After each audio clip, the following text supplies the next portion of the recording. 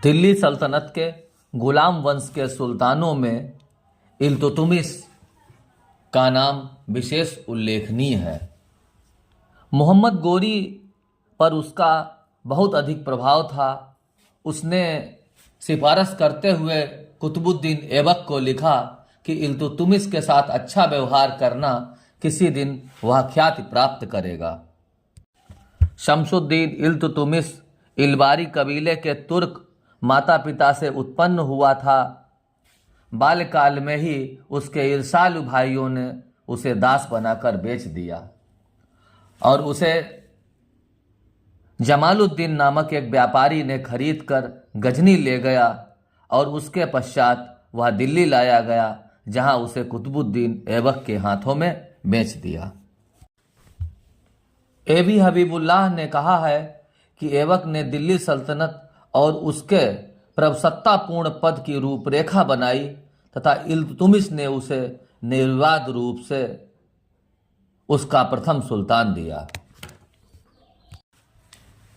ईश्वरी प्रसाद के अनुसार इल्तुतमिश निसंदेह ही गुलाम वंश का वास्तविक संस्थापक था। एक निजामी के अनुसार ऐबक ने दिल्ली सल्तनत की रूपरेखा दिमाग में खींची और इल्तुतमिश ने उसे एक व्यक्तिगत पद, प्रेरणा शक्ति, एक दिशा, एक शासन व्यवस्था और एक शासक वर्ग प्रदान किया। शमसुद्दीन इल्तुतमिश दिल्ली सल्तनत का वास्तविक संस्थापक था। ऐबक की मृत्यु पर उस समय वह बदायूं का आख्तादार अर्थात गवर्नर था। वास्तव में दिल्ली सल्तनत का पहला वास्तविक सुल्तान इल्तुतमिश ही पद था, जिसने सुल्तान पद की स्वीकृति किसी गौर शासक से नहीं बल्कि खलीफा से प्राप्त की थी। ऐबक ने इल्तुतमिश को दिल्ली से खरीदा था, इसलिए वह गुलामों का गुलाम था। 1206 में खोखरों के विद्रोह के समय ऐबक ने उसे दास्ता से मुक्त कर दिया तथा अमीर उमरा की उपाधि प्रदान की। कुतुबुद्दीन ने उसे बाद में बदायूं की आख्ता प्रदान की। बदायूं की आख्ता उस समय सभी आख्ताओं में श्रेष्ठ मानी जाती थी। सिंहासन पर बैठने के बाद इल्तुतमिश ने अपने शत्रु गजनी के शासक एल्दौज को 1216 में तराइन के तृतीय युद्ध में पराजित कर दिया और दिल्ली सल्तनत को गजनी के प्रभाव से मुक्त कर दिया। एल्दौज के बाद इल्तुतमिश ने 1217 में कुबाचा को पराजित कर लाहौर में कब्जा कर लिया। सर्वप्रथम 1221 में चंगेज खां सिंधु नदी के तट पर आया, जिससे ख्वारिज्म के शासक को हरा दिया। ख्वारिज्म के शासक का पुत्र जलालुद्दीन मांगबरनी ने इल्तुतमिश से शरण मांगी, जिसे इल्तुतमिश ने देने से मना कर दिया। इस प्रकार चंगेज खां के आक्रमण से अपने भारतीय साम्राज्य को बचा लिया। इल्तुतमिश ने लाहौर की जगह पर दिल्ली को अपनी राजधानी बनाई और उसने दिल्ली को हजरत दिल्ली कहा। 1226 में इल्तुतमिश के पुत्र नासिरुद्दीन महमूद ने गयासुद्दीन की हत्या करके लखनौती पर भी अधिकार कर लिया। परंतु इल्तुतमिश नागदा सैन्य अभियान के समय गोहितौल शासक राणा क्षेत्र सिंह से पराजित हुआ और यह इल्तुतमिश की एक हार थी। इल्तुतमिश ने 1226 में राजपूतों के विरुद्ध सैन्य अभियान को प्रारंभ किया था। इस अभियान के अंतर्गत इल्तुतमिश ने चौहान शासकों से रणथंभौर, परमार शासकों से मंदसौर तथा बयाना, अजमेर और सांभर के भू क्षेत्रों पर विजय प्राप्त कर ली। 18 फरवरी 1229 को बगदाद के अब्बासी खलीफा से उसे अधिकार पत्र प्राप्त हुआ, जिसमें सुल्तान के रूप से स्वतंत्र दिल्ली सल्तनत को मान्यता प्राप्त हुई। इल्तुतमिश ने सुल्तान के पद को वंशानुगत बनाया।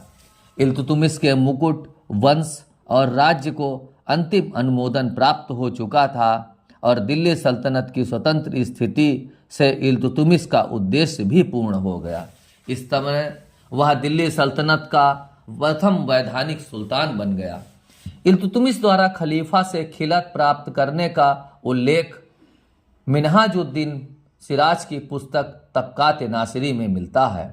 1230 में अपनी प्रशासनिक सुविधा के लिए बंगाल तथा बिहार को उसने अलग अलग कर दिया और 1231 में इल्तुतमिश ने ग्वालियर पर आक्रमण किया। 11 माह के प्रतिरोध के बाद प्रतिहार शासक मंगलदेव 1232 में अवधूतौर को छोड़कर भाग गया। ग्वालियर के शासन प्रबंध में इतिहासकार मिन्हाज को कुज्जा, खिताबत, इमामत और एहतियासाब के पदों पर नियुक्त किया।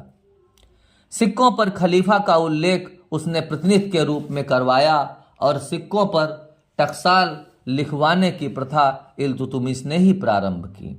उसने ग्वालियर विजय के पश्चात अपनी पुत्री का नाम सिक्कों पर अंकित करवाया। वह मुद्रा में सुधार करने वाला पहला तुर्क शासक था। उसने चांदी का टका, तांबे का जीतल प्रारंभ करवाए। 1 टका उस समय 175 ग्रेन का अर्थ है एक अनाज का दाना। उसने शुद्ध अरबी सिक्के चलाए। उसने स्वयं को धर्म प्रधान नासिर अमीर उल मोमिनीन घोषित किया। 1234-35 में तुर्कों ने भिलसा के प्राचीन हिंदू मंदिर तथा उज्जैन के महाकाल मंदिर को लूटा और फिर नष्ट किया। फिर वहां से मूर्तियों को उठा करके वह दिल्ली लाया। इल्तुतमिश ने दिल्ली में एक मदरसे का निर्माण कराया जिसका नाम मदरसा-ए-मुइज्जी रखा गया और नासिरी मदरसा की भी स्थापना इल्तुतमिश ने की। उसने मिन्हाजुद्दीन सिराज, मलिक ताजुद्दीन को संरक्षण प्रदान किया। मिन्हाजुद्दीन ने इल्तुतमिश को सुल्तान सईद कहकर संबोधित किया है। प्रसिद्ध सूफी संत शेख बहाउद्दीन जकारिया के सहयोग से इल्तुतमिश ने मुल्तान को जीत लिया। उसने कुतुबुद्दीन बख्तियार काकी ने शमसी तालाब के निर्माण करवाया और जिसमें इल्तुतमिश ने सहयोग किया। उसने सर्वप्रथम दिल्ली सल्तनत के लिए शाही सेना के गठन का विचार इल्तुतमिश के मस्तिष्क में आया। उसने एक स्थायी सेना का निर्माण किया। उसने इक्ता को शासन व्यवस्था तथा सुल्तान की सेना के निर्माण में दिल्ली सल्तनत में एक रूपरेखा खींची और इक्ता व्यवस्था का उद्देश्य साम्राज्य के दूरस्थ प्रांतों को केंद्र से जोड़ना था। सर्वप्रथम इक्ता का प्रारंभ करने वाला शासक इल्तुतमिश था। इल्तुतमिश ने स्थानांतरण पद्धति को भी प्रारंभ किया। उसके समय में अवध में अपिर्थु का विद्रोह हुआ। इल्तुतमिश ने 40 गुलाम अमीरों की एक टुकड़ी बनाई जिसे तुर्कान चहलगानी अर्थात चालीसा कहा गया। उसमें मुइज्जी तथा कुतुबी अमीरों के वर्चस्व से स्वयं को मुक्त करने के लिए इस चालीसा का गठन किया गया था। इल्तुतमिश ने अपने सिक्कों का पर अपना उल्लेख खलीफा के प्रतिनिधि के रूप में कराया। उसने शेख कुतुबुद्दीन काकी, हमीनुद्दीन नागौरी, जमीलुद्दीन तबरेजी और बहाउद्दीन जकारिया जैसे सूफी संतों को संरक्षण प्रदान किया। बयाना से दिल्ली वापस आते समय 30 अप्रैल 1236 को इल्तुतमिश की मृत्यु हो गई। इल्तुतमिश के सिक्कों पर शिव नंदी पर चौहान घुड़सवार अंकित थे। उसके पश्चात उसका उत्तराधिकारी रुकुनुद्दीन फिरोज शाह 1236 में शासक बना। उत्तराधिकार की ज्येष्ठ पुत्र की सामान्य प्रथा को तोड़कर इल्तुतमिश ने अपनी पुत्री रजिया को अपना उत्तराधिकारी नियुक्त किया था। मिन्हाज के अनुसार रुकुनुद्दीन फिरोज शाह में 3 विशेषताएं थीं: सुंदर आकृति, सरल स्वभाव और असीम उदारता। मस्खरे व जोकरों में समूह के कारण उसे विलास प्रेमी जीव कहा जाता था। उस समय उसकी मां थी शाह तुर्कान, जो सल्तनत की पहली ऐसी महिला थी जिसने शासन को नियंत्रित करने का प्रयास किया। फिरोज को दिल्ली में बंदी बना लिया गया और 19 नवंबर 1236 को उसका वध कर दिया गया। परंतु उसकी मृत्यु पर तुर्की अमीरों ने रुकनुद्दीन को गद्दी पर बैठाया था,